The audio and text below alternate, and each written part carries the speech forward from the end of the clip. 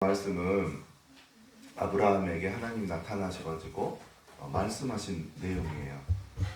제가 특강 시간에 한번 이야기했죠. 창세기 1장 2절 3절하고 9절 10절 말씀을 통해서 한번 이야기 드렸어요. 하나님의 속성, 하나님의 그 어떤 인품, 하나님은 사람이 아니시니까 인품이라고 할 수는 없지만 하나님의 성품, 속성 중에 성경에 제일 먼저 등장하는 속성이 말씀을 이루어내는 것을 하나님께서는 기뻐하신다 말씀을 제가 했었어요. 그것도 이제 제가 말씀 묵상을 오랫동안 하다 보니까 그런 그 하나님의 속성도 발견이 되는 것 같더라고요. 제가 말씀 묵상을 안 했으면 알 수 없는 내용이었죠. 그리고 우리가 하나님의 속성하면 자비의 하나님, 사랑의 하나님, 인애의 하나님, 공의의 하나님, 이제 이 정도는 아는데 성경에 제일 먼저 등장하는 하나님의 속성에 대해서는 저 포함해서 모르고 있었어요. 근데 얼마 전에 창세기 1장부터 다시 말씀 묵상을 하고 있었어요. 이제 말라기까지 말씀 묵상 끝나고 다시 이제 창세기로 와서 이렇게 쭉쭉 저는 대학교 1학년 때부터 그렇게 말씀 묵상을 했어요. 구약 한 군데, 신약 한 군데. 그래서 한 3년 반이면 신구약을 동시에 묵상을 하니까 3년 반 정도 되면 성경이 일독이 돼요. 말씀 묵상으로. 그러면 이제 성경 어디에 뭐가 있는지 이제 머릿속에 다 들어오는 거죠. 그리고 이제 장점이 말씀 묵상하면 장점이 하나님의 지정의, 그러니까 인격이죠. 우리 인격의 3요소가 지정의잖아요. 하나님의 지정의를 만날 수가 있어요. 지는 이종수 목사님 이야기했듯이 지성, 그다음에 정은 감정, 그다음에 의는 어떤 의지나 계획을 말해요. 말씀 묵상하면 그 세 가지를 다 만날 수가 있어요. 그 중에 제일 깊은 만남은 부부들도 마찬가지예요. 이게 저는 이제 정태기 목사님 그 크리스찬 치유연구원에서 6년을 아내랑 같이 공부를 했고요. 그다음에 논산 양촌리에 가면 김종주 장로님 거기 또 내적 치유 집회 한 1년 정도 참석을 했고, 그다음에 이제 제일 마지막에는 3년을 한국인성개발연구원에서 그 감수성 대화, 너 중심 대화법이라고 하죠. 상대방 중심 대화법. 그걸 또 이제 3년을 공부를 했어요. 그래서 이제 특별히 감수성 대화를 하니까 부부가 참 만남이 되는 거예요. 보통 부부들은 참 만남을 못 해요. 저도 옛날에 그랬고 그냥 생존에 필요한 대화만 해요. 나 배고파, 밥 차려줘. 나 회사 갔다 올게. 그 정도 정보 교환. 보통 부부들이 그래요. 보통 사람들이 다 그래요. 대화. 직장에서도. 근데 상대방의 마음과 내 마음이 만나는 것이 참 만남이거든요. 그런 대화법이 있어요. 따로. 이제 한국인성개발연구원 거기에서 우리나라에서는 중점적으로 이제 그 가르침이 이제 지금 있어 왔는데 저는 거기에서 배운 분한테 배웠어요. 전도사님한테. 서울에 있는 명동에서 그렇게 이제 배웠죠. 근데 하다 보니까 감수성 대화법을 배우다 보니까 제가 하나님과 감수성 대화를 하고 있었더라고요. 21살 때부터. 그러니까 그게 뭐냐면 우리는 보통 성경 말씀을 읽는 목적이 저랑 좀 다르더라고 사람들이. 저는 설교하려고 말씀을 봐본 적이 거의 없어요. 하나님 만나고 싶어가지고 말씀 묵상을 했었어요. 처음에 시작을. 그래서 말씀 묵상하기 전에 기도할 때 이렇게 하죠. 저는 하나님 이 시간에 하나님 앞에 말씀 묵상을 통해서 하나님 앞에 나왔습니다. 하나님 저를 만나 주십시오. 깊게 만나 주십시오. 그렇게 기도하고 저는 말씀 묵상을 항상 했었어요. 그러다 보니까 말씀 묵상을 하다 보면 하나님의 지부분, 어떤 영적인 그 원리들 이런 것들을 알게 되죠. 근데 깊은 것들을 알게 돼요. 그래서 제가 38살 때 신대원 갔는데 벌써 30살 때부터 저희 집에 이제 말씀을 배우러 오는 분들이 있었어요. 이제 30살이다 보면 제가 큐티를 10년 정도 한 때죠. 그러니까 10년 정도 하다 보니까 성경에 있는 영적 원리들을 많이 알고 있었어요. 제가 예를 들면 은사는 성경에서 어떻게 표현을 하고 은사의 목적이 뭐고 예를 들어서 방언은 어떻게 하면 받고 방언할 때 일어나는 현상들, 그다음에 방언 통역은 어떻게 하면 이루어지고 예언의 은사는 어떻게 하면 받을 수 있고 사용할 수 있고, 그다음에 방언 통역은 무엇이고 언어적으로 이제 그런 것들을 사람들에게 설명을 할 수 있었고, 또 이렇게 훈련을 시켜드리면 방언 통역하고 예언하고 이제 지식의 말씀의 은사가 임하고 이제 그런 일들이 손달 때 하고 있었어요. 그래서 이제 저희 집에 이제 보통 처음에는 집사님들, 권사님들, 장로님들 오시더니만 나중에는 이제 저는 그때는 평신도였죠. 온누리 교회 다니고 있는 평신도. 그때 이제 저희 집에 이제 사람들이 이쪽에 지금 저희 집이 가깝거든요, 교회에서. 여기까지 이제 굳이 오는 거예요, 사람들이 토요일마다. 그래서 오시면 이제 말씀 묵상을 하는 방법, 그다음에 은사에 대한 부분들, 그다음에 성경의 원리들을 하나씩 이제 간증했죠. 처음에는 간증했는데 나중에는 이제 전도사님들하고 목사님들하고 강도사님들이 오기 시작했어요. 저는 이제 평신도인데. 그러다가 이제 제가 특강 시간에 온전함에 대해서 그게 해결이 안 됐어요. 한글 성경과 영어 성경으로는. 그래서 이제 집에 오는 목회자분들과 그다음에 원어로 온전함에 대해서 알고 싶어서 그 두 가지 이유 때문에 신도연에 간 거예요. 목회하려고 한 게 아니고. 그래서 직장은 그래서 다니고 있었던 거죠. 그래서 히브리어하고 헬라어를 이제 배웠죠. 히브리어도 보통 한 학기만 하면 되잖아요, 신대원에서. 저는 근데 개전 학기도 했어요. 방학 때 2번 더 들었어요. 그래서 히브리어를 3번 들었고, 그래도 이제 원어로 창세기부터 쭉 읽을 수 있는 실력이 안 돼서 그냥 신대원 졸업하고 대학원을 구약학을 전공을 했어요.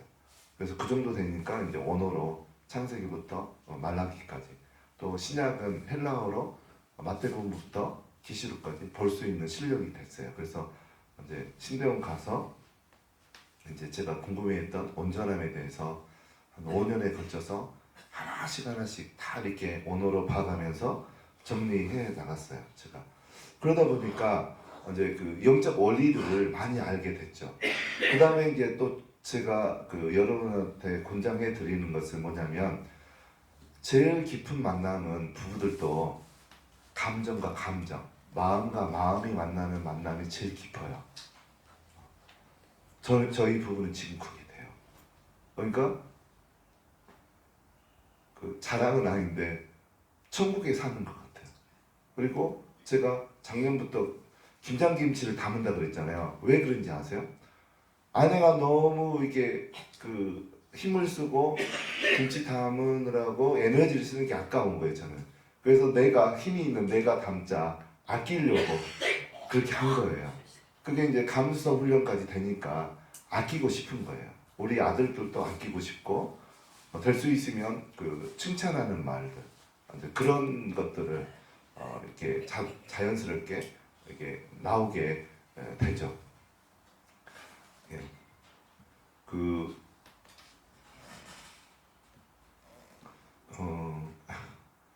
이제 감수성 대화를 하다 보면 하나님의 감정을 만나는 지점이 있어요. 우리가 통독과 말씀 묵상은 좀 성격이 달라요.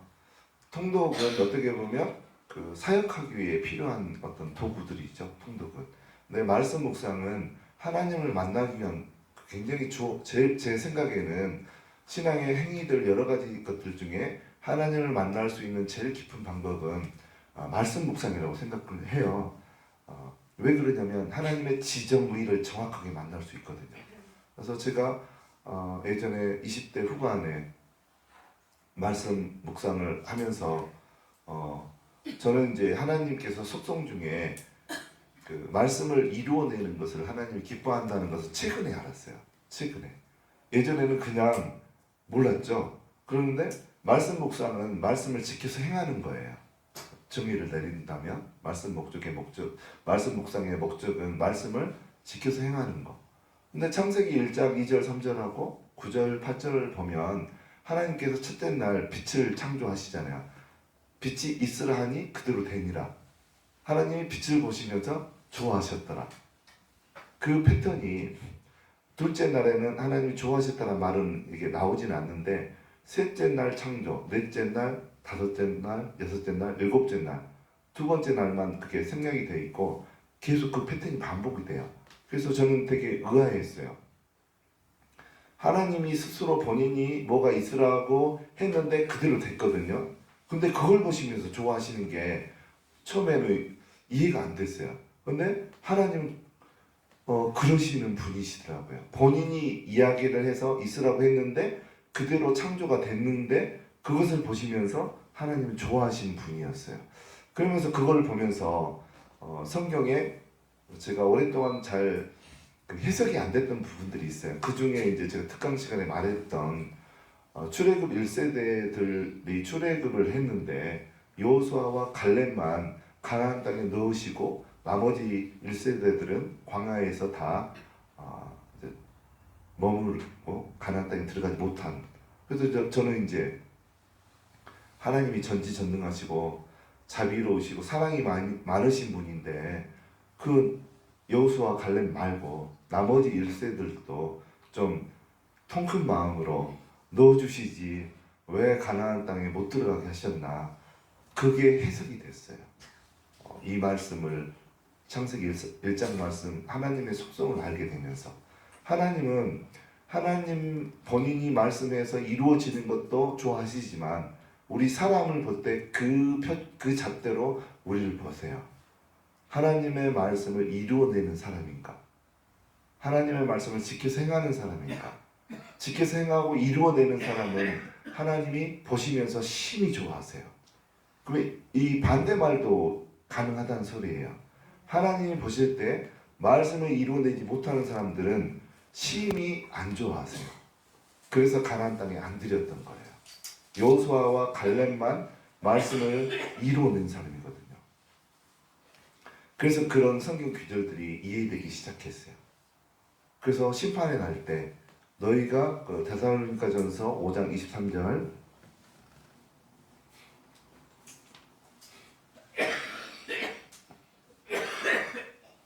평강의 하나님이 친히 너희를 온전히 거룩하게 하시고 또 너희의 온 영과 혼과 몸이 우리 주 예수 그리스도께서 강림하실 때 흠없게 보존되기를 원하노라. 이 말씀은 아까 처음에 읽었던 창세기 17장 1절하고 연결되는 말씀이에요. 하나님이 저에게 30대 중반 때 신명기 18장 13절 말씀을 주시면서 너는 내 앞에서 완전하라, 그 말씀을 주셨다고 제가 특강 시간에 간증을 했잖아요. 그래서 저는 그 말씀을 이루어내기 위해서 그 말씀의 뜻이 뭔지 먼저 알아야지 내가 행할 수 있는 거잖아요. 그래서 그 말씀이 무슨 뜻인지 제가 다녔던 교회 목사님들, 전도사님들 물어봐도 내 마음에 흡족할 정도의 대답을 해주는 분이 없었어요. 그래서 C.S. 루이스 이런 분들이 쓴 책들, 그 다음에 우리나라 유명한 그 신학자들이 쓴 책들, 그 온전함에 대한 것들을 읽어봤는데 그냥 성경에 나오는 수준, 내가 마음에 흡족할 정도가 아니었어요. 그래서 이제 내가 직접 하자, 히브리어 배워가지고 하자. 그래서 이제 신대원을 가게 된 거죠. 그래서 한 5년 정도 매달리다 보니까 이제 정확하게 알게 됐죠. 온전함이라는 건 아까 방금 데살로니가전서 5장 23절에 나오는 것처럼 영과 혼과 몸 가운데 흠이 없도록 내가 치유받은 사람을 온전한 사람이라고 그래요. 치유받은 사람. 그러니까 여기 나온 것처럼 그리스도께서 강림하실 때 저 개인에게 하나님께서 저울에 달아보겠다고 그랬어요.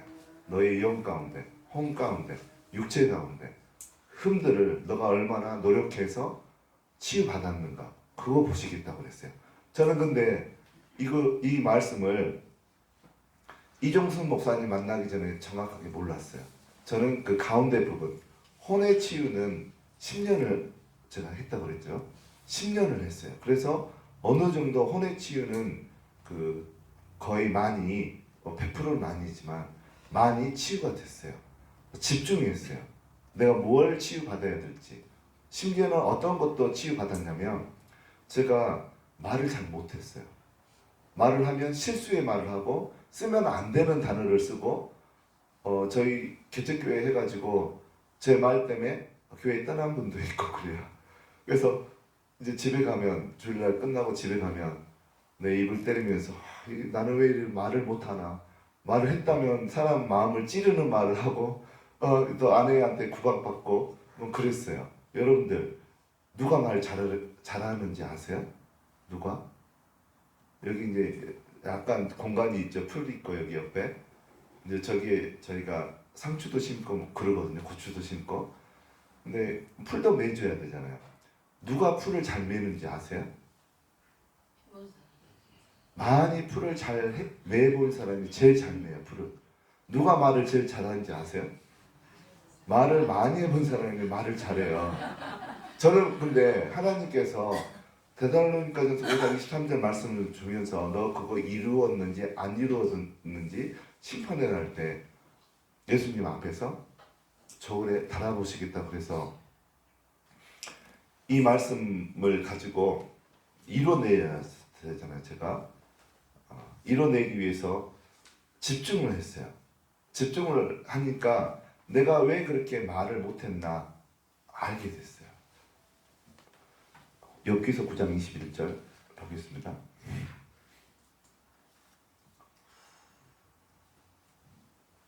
읽겠습니다. 나는 온전하더라는 내가 나를 돌아보지 아니하고 내 생명을 산히 여기는구나. 쉬운 성경이나 공동 번역본으로 한번 이거를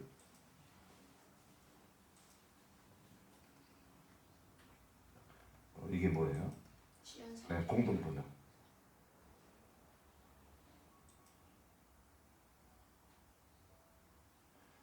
그러면 이제 현대인의 성경이나 내가 나를 여기 있는 여기 무슨 성경이에요? 네, 이걸 읽겠습니다. 정말 나는 아무 의미 없지만 나도 나 자신을 알 수 없으니 정말이지 성령인 게 지긋지긋할 뿐이다. 이제 우리 개역 개정보다 쉬운 말 성경이죠. 이 성경이 원어에 더 가깝게 번역을 해놨어요. 원어에는 제가 이거를 욥기서 9장 21절을 개역 개정을 직역을 하면 이렇게 돼 있어요. 나는 온전한 사람이다. 그러나 내가 나를 알지 못하겠다. 그렇게 돼 있어요. 언어에는. 이게 뭐냐면 그래서 결국 온전한 사람은 내가 나를 아는 사람이 온전한 사람이에요. 욥기 9장 21절에 나오는 온전한 사람은. 근데 사람들은 자기 외모만 알지 자기 속에 혼 속에 영 속에 자기 육체는 뭐 겉으로 드러나는 거니까 다 잘 알죠. 영 속에 자기 혼 속에 무엇이 들어있는지 대부분의 사람들은 잘 몰라요. 저도 몰랐어요. 말을 잘 못했을 때 저는 몰랐어요. 근데 하나님께서 데살로니가전서 5장 23절 말씀을 주시면서 그 이후로 저에게 집중했어요. 나를 고찰하는 거죠. 내 속에. 특별히 어떤 부분을 고찰하면 되냐면 나는 꼭 이런 부류의 사람만 만나면 부딪히더라. 그러면 왜 그런가? 나를 살펴봐야 돼요. 나는 예를 들어서 어떤 상황만 되면 화가 나더라. 저는 이제 저희 아내도 알지만 저는 무대뽀인 여자분들 만나면 화가 나요. 못 참아요. 저는 무대뽀인. 근데 알고 보니까 우리 어머니가 무대뽀거든요. 제 의지하고 상관없이 막 오라 그러고 뭘 주고 막 요구를 하고 막 그러세요. 그래서 저는 무대뽀인 내 의지하고 내 의지를 묵살하는 사람을 싫어하거든요. 그래서 그것도 고찰해 보니까 어머니로부터 왔구나. 그 영향이. 그게 알게 됐어요. 그래서 욥기 9장 21절 내가 누구인지 아는 사람이 온전한 사람이라는 뜻이에요. 욥기 9장 21절. 여러분 많이 아세요? 여러분의 혼 속에 있는 상처들, 영 속에 있는 그 악한 점들 뭐뭐 있는지 다 아세요? 최소한 가나안에는 7족속이 있었잖아요. 여러분들 안에 최소한 제 추측인데 정확한 건지 모르겠지만 최소 9가지 영 이상들이 여러분 안에 자리 잡고 있어요. 다 쫓아내야 돼요, 그것들. 그래서 이제 제가 왜 말을 못했나 저를 고찰해 보니까 하나님 앞에서 성령님 안에서 집중하면 하나님이 다 알게 해주세요. 내 혼 속에 있는 고쳐져야 될 부분, 흠들, 제거되어져야 될 상처, 이런 것들 성령 안에서 집중하고 고쳐라면 하나님이 알게 해주세요.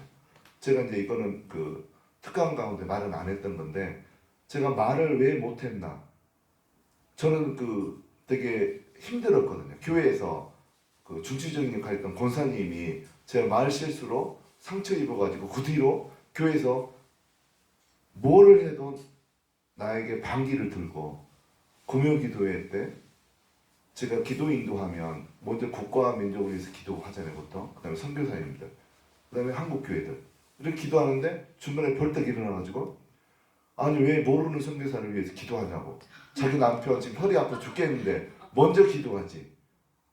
그래서 막 일어나가지고 막 반항을 하는 거예요. 그래서 판 깨졌죠. 그 이후로 금요기도가 없어졌어요, 저희 기도 교회에. 모든 게 사사건건 반대하고 화를 돋구고 근데 시초가 제가 말을 잘못했어. 권사님 안은 독사의 가득하다.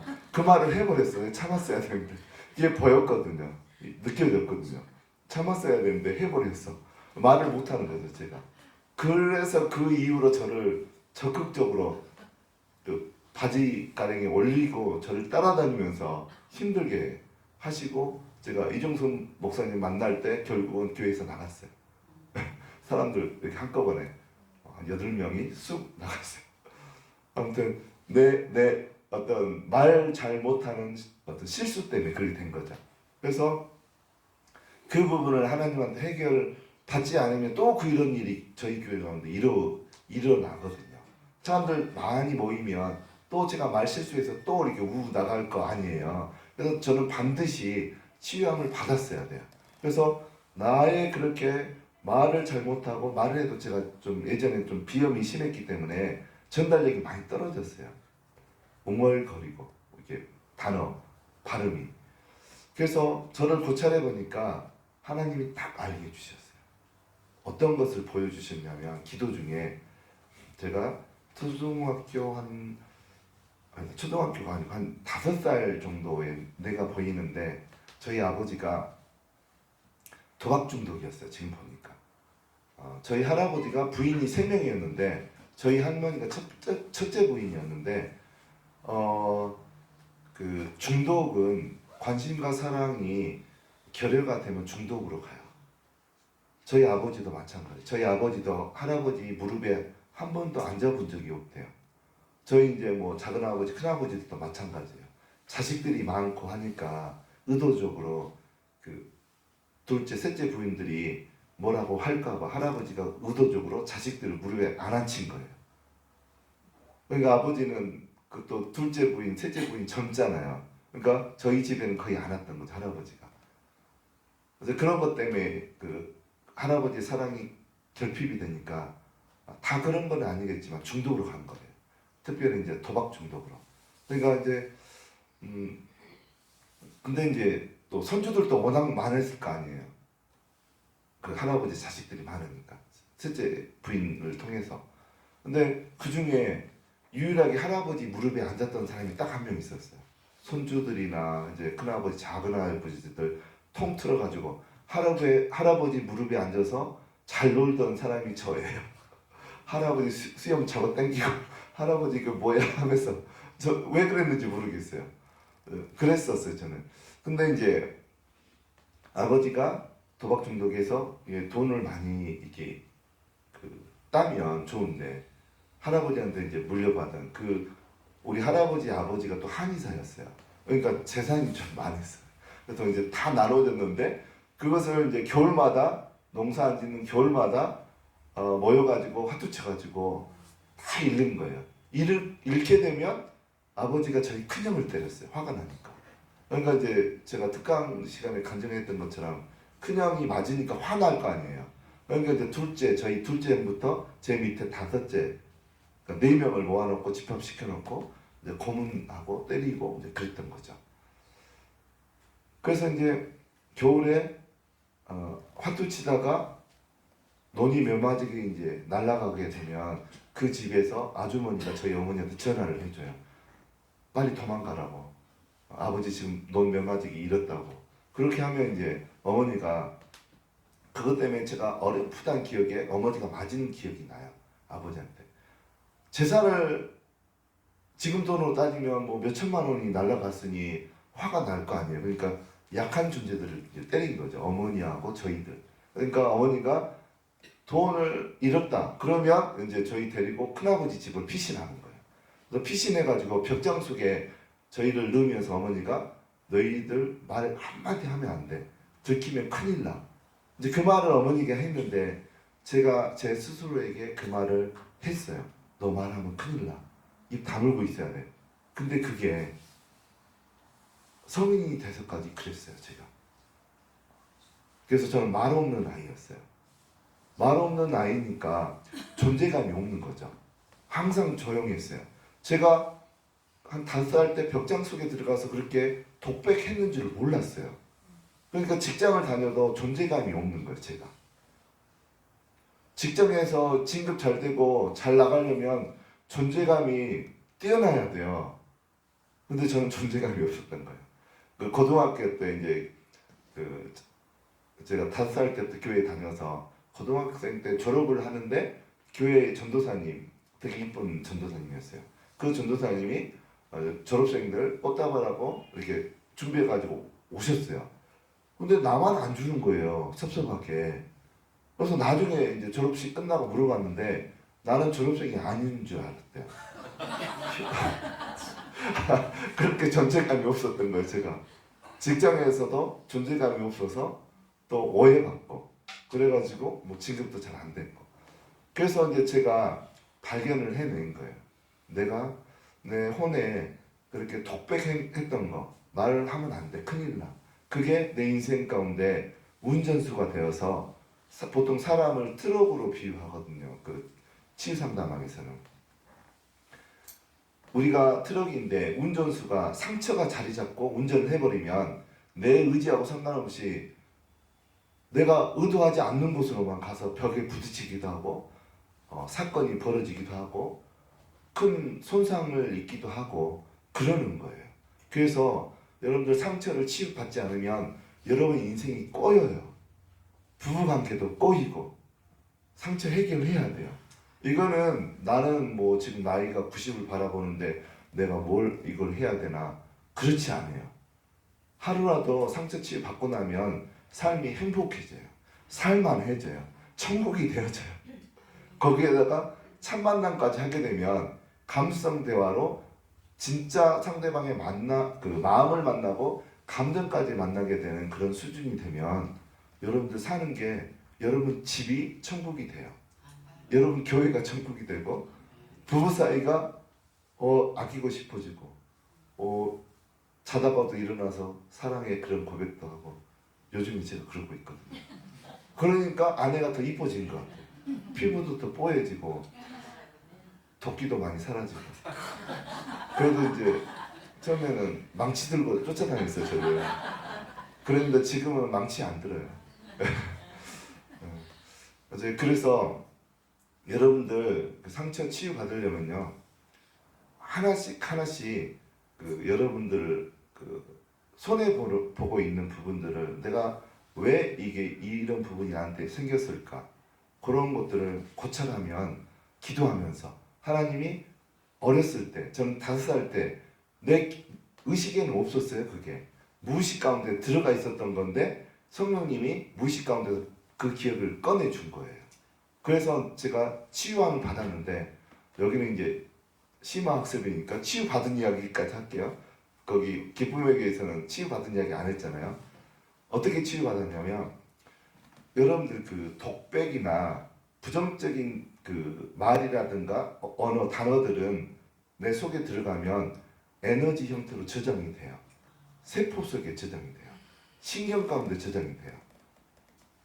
예를 들어서 아버지 엄마한테 어렸을 때 우리가 뭐 이 빌어먹을 그러면 그게 진짜 들어가요. 에너지 형태로. 그리고 쌓여 있어요. 나중에 이게 내 속에서 작동을 하면 진짜 그 사람은 빌어먹게 돼 있어요. 그러니까 우리는 그런 악한 말을 하면 안 돼요. 그래서 제가 독배기를 했었다 했잖아요. 5살 때. 난 말하면 안 돼.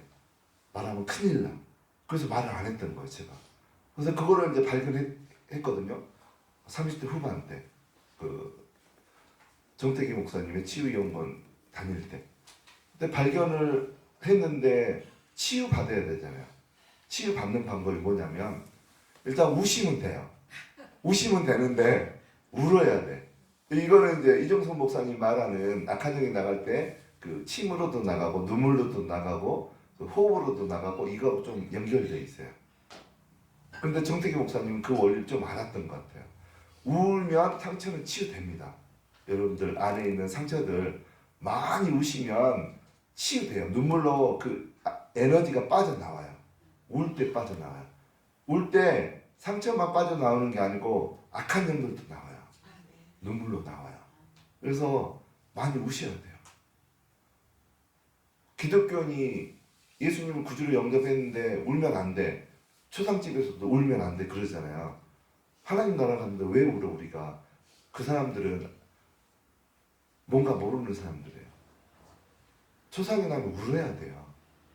울어야 돼요. 물론 하나님 나라 간 거니까 기쁘지만.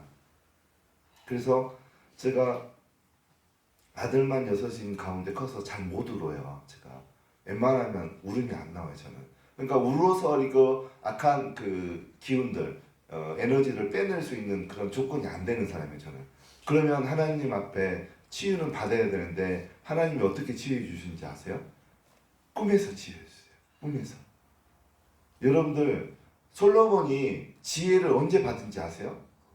꿈에서 받았어요. 꿈에서 일어나는 거는 현실에서 그대로 이루어져요. 저는 꿈에서 하나님이 치유해 주셨어요. 제가 울 수 있는 사람이 못 되다 보니까 제가 감정 표현을 잘 못하는 사람이거든요. 그래서 아직도 이종선 목사님한테 안수기도 받으면 저는 꼼짝도 안 해요. 아무 감흥이 없어요. 지금도. 근데 눈은 다 열렸어요. 영적인 눈은. 그래서 감정 그런 어떤 느낌이라든가 그런 걸 잘 못 느껴요. 저는.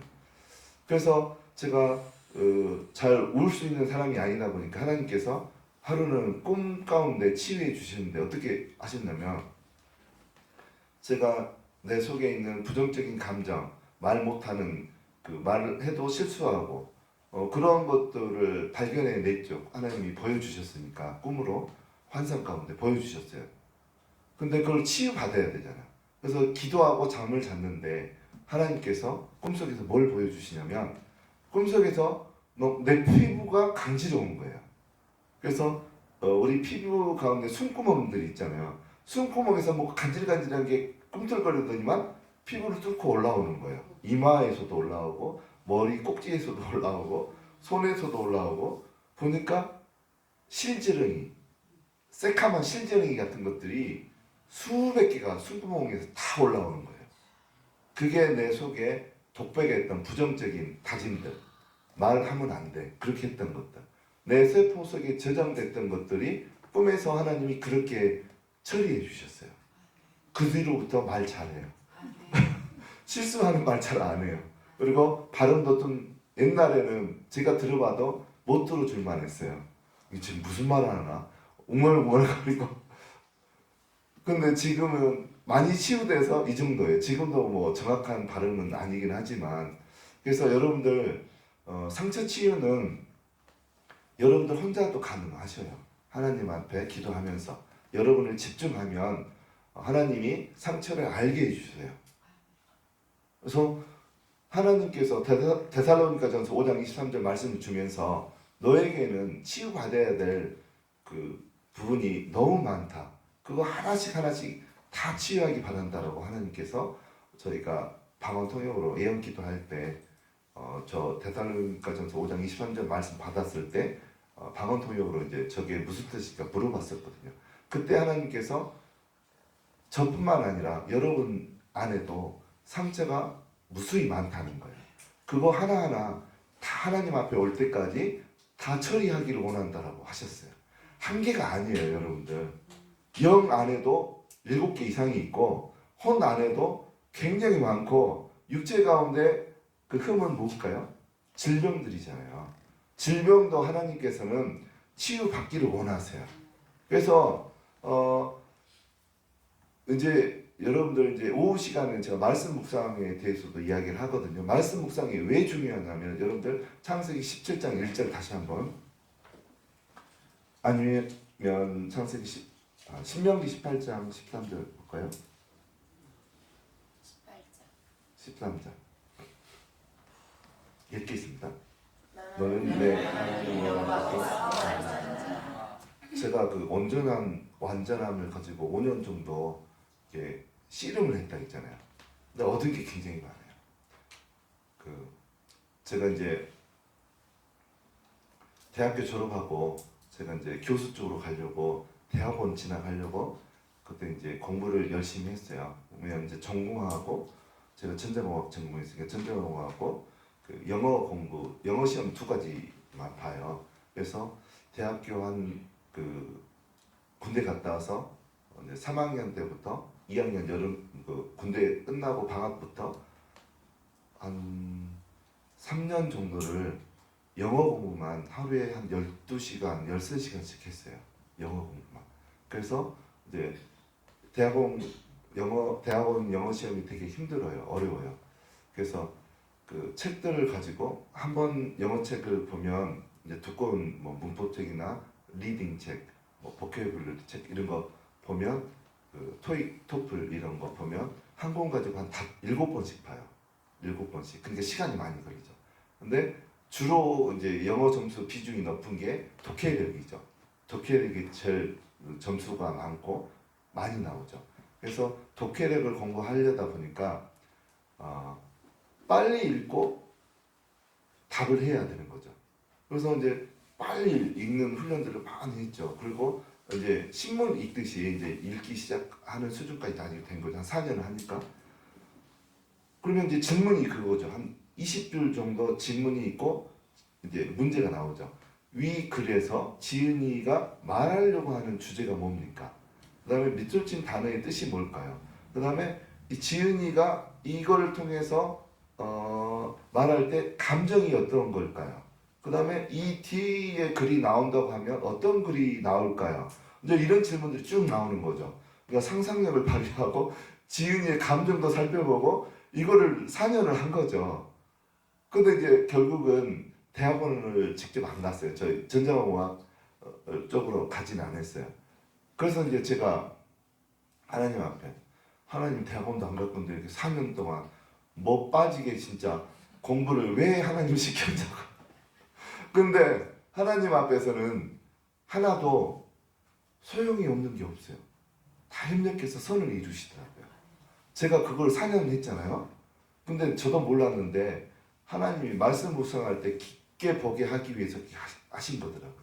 그러니까 지금은 성경을 보면 굉장히 빠른 시일 안에 하나님이 이 글을 통해서 우리에게 말하려고 하는 의도, 감정, 이게 빨리빨리 터득이 된 거예요. 영어 공부하다가. 그래서 남보다 더 빠르게 이 성경을 통해서 하나님의 감정이 감지가 되는 거예요.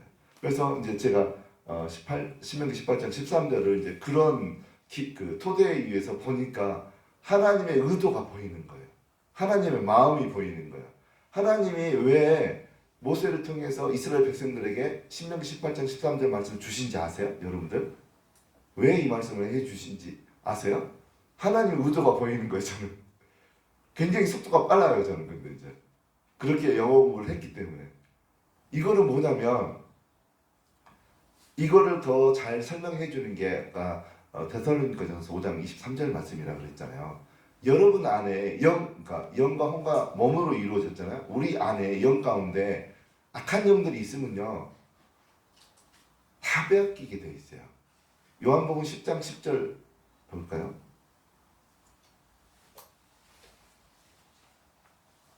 읽겠습니다. 도둑이 오는 것은 도둑질하고 죽이고 멸망시키려는 것뿐이야. 내가 온 것은 양으로 생명을 얻게 하고 더 풍성히 얻게 하는 것이라. 여기서 도둑은 마귀를 말해요. 마귀. 저렇게 표현을 해놨는데 영적으로 마귀가 맞아요. 마귀는요 도둑질에 가요. 저희 교회 성도도 마귀한테 다 도둑질 당했어요. 저는 아들들이 2명인데 딸 2, 아들 2인데 아들들도 마귀한테 도둑질 당했었어요. 지금은 거의 건져왔어요. 구출해냈어요. 그리고 저희는 재정도 도둑질 맞았었어요. 재정. 그래서 저희 아내가 간증했잖아요. 지갑에 1,000원짜리 한 장 없을 때가 있었어요. 악한 영은 다 도둑질해 가요. 그것을 여러분들이 악한 영들이 아까 이제 제가 여기서 한 분 제가 악한 영 쫓아내고 있었잖아요. 그러니까 이제 악한 영이 드러나서 막 말을 했잖아요. 안 나간다 그러고 금방 나간다 그러고 거짓말하고 지금 나가게 하고 안 나가고 있고 그랬잖아요. 그 영은 죽음의 영이었거든요. 죽음의 영이 있는 줄을 알았어요. 그래서 죽음의 영을 쫓아낸 건데 여기 죽음의 영만 있는 게 아니에요. 가난의 영도 있어요. 가난의 영이 여러분 집에 있으면 여러분들 가난하게 돼 있어요. 재정이 다 빠져나가요. 제가 먼저 예언 훈련 받을 때 거기에 이제 여러분들이 오는데 거기 제가 모르는 남자 목사님이 오셨어요. 예언 훈련을 해야 되니까 이제 손을 대고 하나님이 보여주신 것을 이제 표현을 하면서 예언을 하죠. 예언이 3가지가 있는 줄 아시죠? 선지자, 선견자, 말씀이 임하는 예언 3가지가 있어요. 예언이. 그러니까 선지자는 감각으로 느끼면서 예언하는 게 선지자고 저는 이제 보면서 예언을 해요. 하나님 그림을 보여주시면 그걸 해석하면서 예언을 하죠. 그거를 선견자라고 그래요. 그 다음에 에레미야는 말씀이 임하여 가라사대 이 말이 에레미야서에 많이 반복이 되거든요. 그러는 거는 뭐냐면 하나님 말씀이 임해 있어요. 내 속에. 그래서 예언을 했죠. 에레미야는. 그래서 3가지 예언이 있는데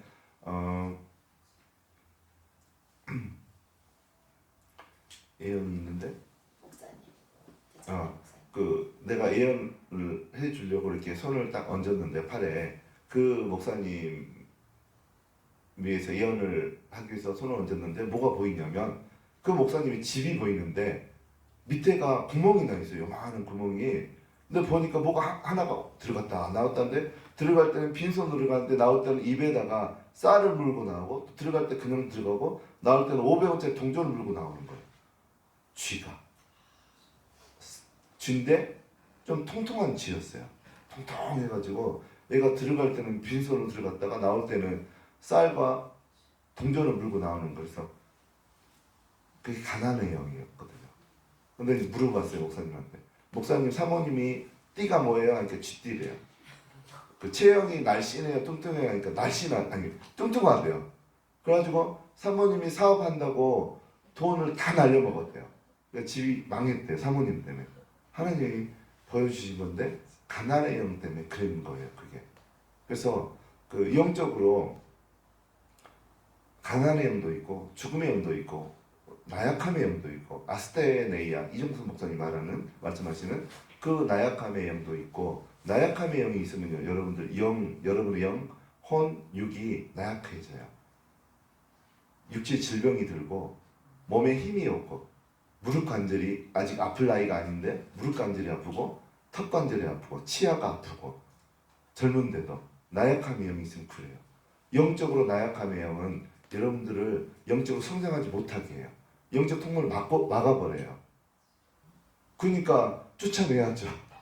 그래서 이제 영 안에도 그런 게 있고 혼 안에도 방금 이야기한 저에게는 말을 잘 못하는 존재감이 없고 이제 그런 부분들. 그다음에 형한테 이렇게 구타당하고 고문당하고 그런 것 때문에 이제 권위자들하고 관계를 못해요. 제가 괜히 커피 타오라고 하면 미운 거죠. 지 손이 있는데 왜 타오라고 그래? 막 이제 이런 식이죠. 우리 동기들은 막 타가지고 때는 있다다 싶어가지고 커피 타가지고 막 드리고 그 추석 선물 되면 막 선물 사가지고 가는데 아니 지 돈이 있는데 왜 우리가 사가야 되죠? 저는 그래서 그런 거 이제 그러니까 진급도 안 되죠. 존재감도 없는데 이렇게 그러다 보니까 사회생활도 어려운 거예요. 그래서 이제 제가 여기 신명기 18장 10절, 13절 다시 보면 저 말씀을 모세를 통해서 이스라엘 백성에게 명령한 하나님의 의도가 느껴지는 거예요. 그렇게 해서 우리 영과 혼과 육 가운데 상처가 치유되면 하나님과의 관계도 막힘없이 잘 되고요. 혼의 치유가 일어나면 사람들과의 관계도 막힘이 없게 돼요. 부부 사이에도 막힘이 없게 돼요.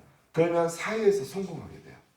육체에 흠이 없는 질병이 치유가 되면 아무리 열심히 해도 쓰러지지 않잖아요. 그러니까 하나님이 저 말씀을 주신 의도는 하나님의 자녀들이 사회에서도 행복하게 성공하면서 살기를 원하시는 하나님 아버지, 우리 육체의 아버지와 같은 아버지 하나님의 마음이 담겨 있는 거예요. 그러니까 하나님의 자녀들이 좀 이게 막 쓰러지고 실패만 하고 그렇게 살기를 원하시는 게 아니에요. 하나님은 하나님의 자녀들이 사회에서도 성공하고 잘 나가기를 원하시고 부딪힘이 없으시기를 원하시는 그 아버지 하나님의 아버지의 마음이 느껴지더라고요. 이렇게 한 5년 정도 계속 말씀을 묵상하니까 여러분들 말씀을 묵상할 때 그 지점까지 가야 돼요. 하나님의 마음까지 느껴져야 돼요. 하나님이 무슨 감정으로 무슨 의도로 저 말씀을 기록해 놨나. 저는 요즘에 돼요. 그게 말씀을 볼 때마다 하나님 의도, 지정의, 하나님의 계획이잖아요. 그 계획까지 읽혀져야 돼요. 또 감정도 읽혀져야 돼요. 여러분들 말씀 묵상하다가 저는 가끔씩 말씀 묵상하다가 하나님께서 욥기서 22장 5절에서 11절 한번 보도록 하겠습니다. 욥기서 22장 5절에서 11절. 욥기 22장 5절에서 11절.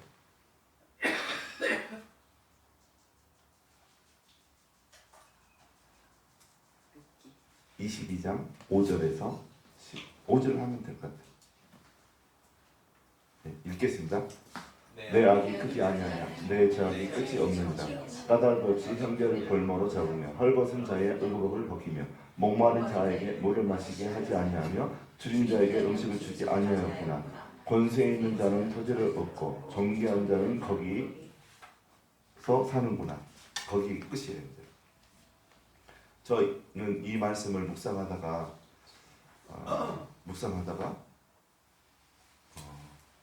그때 이제 1996년도 5년도쯤이었어요. 이 말씀 묵상할 때가. 근데 한양대 앞에가 행당동이잖아요. 동네 이름이. 그때 거기는 달동네였어요. 달동네였는데 그때 이제 아파트 재건축 그 사업이 생기면서 거기 사는 사람들이 다 이제 밀려나고 거기 밀려나면 이제 건설사에서 다 밀고 난 다음에 아파트를 짓는. 그래서 지금 가면 아파트촌이 됐죠. 그쪽 다. 그때 이제 아픔이 있었어요. 그때. 그 사람들이 나가야 되는데 보증금을 못 받으니까 못 나가는 거예요. 그 세입자들은. 그리고 또 거기서 보증금 그 돈 받고 서울에서 갈 데가 없었거든요. 그러니까 그 사람들은 이제 임대 아파트 입주권은 달라. 자기들이 한 20년 거기 살았는데 어떤 분들은 주인도 안 나타났어요. 보증금 받아야 되는데 하도 이렇게 보증금도 액수가 낮고 허름한 곳이어서 주인들이 보증금 거기가 보증금 한 200에 월세 5만 원 그랬던데 5년 6년도에. 그래서 세입자들은 보증금도 못 받는 사람도 생겼고 또 거기서 그 돈으로 갈 데도 없고 그래서 임대 아파트 입주권 달라고 이제 버티다가 이제 강제 철거가 일어나고 그 다음에 집 다 뜯기고 그런 와중에 남자들은 이제 직장에 일을 해야지 먹고 살잖아요. 그래서 일하러 가고 이제 할아버지 할머니 여자분들 애들만 있는 상황에 그때 겨울이었어요. 96년도 겨울에 문성문의 그것이 알고 싶다 제가 그 시사 프로그램을 보고 있었어요. 근데 이제 집이 다 뜯겼기 때문에 공동 천막 큰 천막에서 막 눈보라치고 영하 15도 16도 막 그랬어요. 보름 동안. 근데 이제 용역들이 와서 그 천막을 뜯어버린 거예요. 그러니까 그 점심시간에 라면을 곰고 큰 데다 끓여가지고 먹고 있다가 식판에 먹고 있다가 천막이 뜯기니까 이게 무게에 의해서 콩국이 엎어지면서 라면이 바닥에 막 이렇게 쓰러지니까 5살 먹은 남자애가 아까우니까 지 식판에 그 라면을 손으로 집어다가 막 먹으면서 우는 거예요. 화면에 나오는 게. 할아버지는 또 그거 보고 울고 있고. 그러면서 이제 제가 말씀 묵상을 좀 한 지가 오래됐고, 저는 그리고 이제 중보기도 사역을 원래 했어요. 특별히 그 나라를 위한 중보기도 사역을 하고 있었어요. 근데 이제 그 광경을 보니까 제가 어떻게 기도해야 될지 기준이 안 서는 거예요. 하나님, 이 나라가 망하도록 기도해야 될까요? 그렇게 할 수는 없는 거잖아요. 그래서 여기 22장 5절에서 8절을 보는데 지금 이 상황이 그대로 일어나고 있는 거예요. 거기가 그 가난한 사람들이 밀려나면 이제 8절을 보면 권세 있는 자, 존귀한 자가 거기 살게 돼요. 과부나 고아나 나그네들은 빈손으로 나가게 돼 있고. 그러면 저는 이제 성경을 구약부터 요한계시록까지 이렇게 한 3년 반마다 이렇게 한 번씩 읽는다 그랬잖아요. 그런 상황이어서 어떨 때 나라가 멸망한지 알고 있었거든요. 여러분도 알고 있죠? 첫 번째가 뭡니까? 언제 나라가 멸망시켰습니까? 하나님께서? 우상 숭배. 두 번째 뭡니까? 소돔과 고모라. 왜 망했습니까? 성적 타락. 세 번째가 뭔지 아세요? 세 번째가 이거예요. 성경에 구약 성경 나훔서라든가 이사야, 예레미야, 에스겔서에 보면 고아나 가구나 나그네는 이방 그 외국인 근로자를 말해요. 지금은 그런 사람들이 부당한 대우를 받고 빼앗기고 그 사람들을 빼앗고 부당한 대우를 할 때 하나님은 정확하게 나라를 멸망시켰어요. 그래서 이 내용이 제가 말씀 묵상하는데 내 앞에서 펼쳐지고 있는 거예요. 96년도에, 95년도에 우리나라 공장 사장들이 1년 동안 월급을 안 주고 있다가 1년 딱 되면 되기 전에 그 출입국 관리국에 불법 노동자라고 신고해가지고 1년치 월급을 안 주고 쫓아버려요. 공장에서 일하다가 팔목이 잘렸는데 치료 안 해줘가지고 팔이 썩고 그러다가 죽은 사람도 있었어요. 그때. 그 당시에 그랬었어요. 그래서 이런 게 이제 있었는데 저는 놔두면 나라가 멸망하는 죄 속하니까 나라가 위태위태했죠. 그때. 그래서 하나님 앞에 나라를 대신해서 회개 기도를 했죠. 하나님, 나라 멸망시키지 마시라고. 그러면 이제 여러분들 죄를 지으면 회개하면 용서해줘요? 안 해줘요? 해주잖아요. 근데 대가는 치르게 돼 있어요. 대가는 치러야 돼요. 그래서 엽기서에 보면 결국 가난한 사람들이 쫓겨나면 부자들이 거기에 사는 거고 또 정부도 가난한 사람들을 돌보지 않았고 교회들은 교회 성장에만 신경 썼고 하나님한테는 관심이 없었고 이런 것들이 다 중복됐었어요. 그래서 제가 하나님 앞에 하나님 대가는 치러야 되는데 이 나라에 재정을 치십시오. 제가 이제 그렇게 기도했던 거예요. 그때.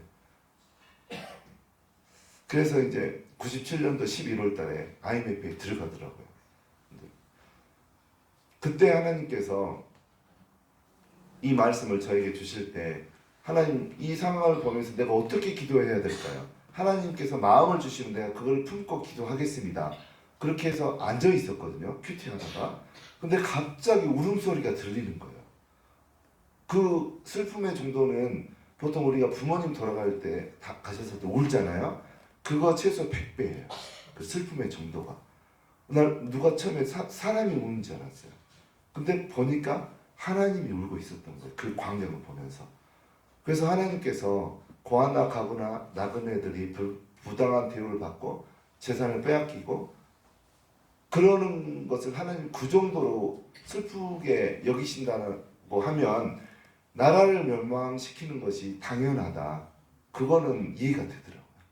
그래서 제가 이제 하나님이 우시는 거 느껴지니까 동시에 저도 그냥 울음이 터졌어요.